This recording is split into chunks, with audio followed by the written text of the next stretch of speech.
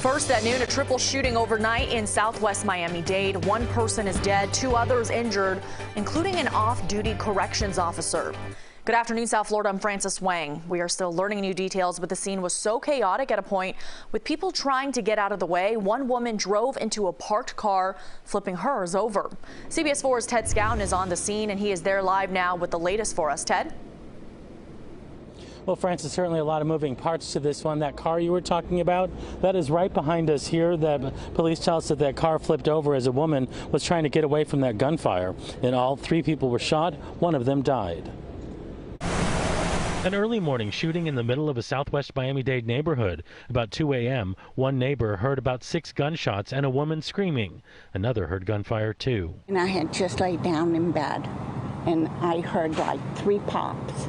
I was curious because I kept hearing noise, like a voice, like a woman's voice, but it was in the distance. When Miami-Dade police arrived, they found one woman had been shot. She was sent to the hospital.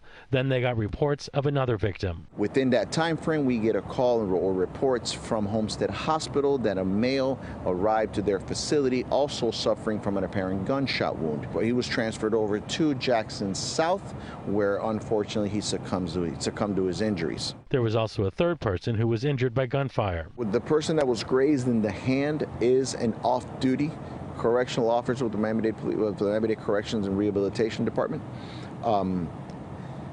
As I mentioned before, it was just a graze to the hand, none life-threatening injuries. As this whole thing was unfolding, a woman reportedly tried to get away from that gunfire. Police say she flipped her car. The information we have is that when the shooting occurred, there was a female that left in this vehicle at a high rate of speed and strikes a vehicle that was parked, causing the vehicle to flip. Detectives are still trying to determine what happened, who was firing, and why. At this point, we're still trying to determine exactly what did occur, how things occurred. We still do not want to name anyone as a subject or a victim. We don't know who the victim, who the subjects are. It's too preliminary at this point.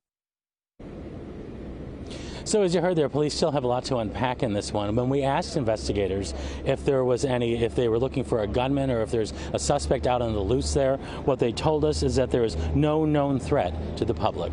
Live in southwest Miami-Dade, Ted Scouten, CBS 4 News.